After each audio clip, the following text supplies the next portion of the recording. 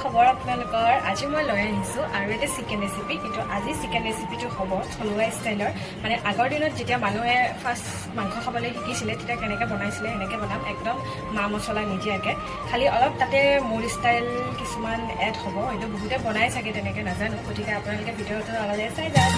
দেহি ঐ সপোন দেহি ঐ দিঠক দেহি ঐ তোৰে দুচকুলে চাই চাই চাই মনৰ হেঁপাহ নপলাই ঐ মনৰ হেঁপাহ নপলাই দেহি ঐ সপোন দেহি ঐ দিঠক দেহি ঐ তোৰে দুচকুলে চাই চাই ৰাইচ এই গৰমত থাকিব নোৱাৰি মই খাই দিলোঁ আম পান্না উফ কি টেষ্টি মোৰ মাংস হৈ গ'ল ৰেডি তাৰপিছত ভণ্টিকো এগিলাচ খাবলৈ দিলোঁ তো আজিলৈ বাই বাই টাটা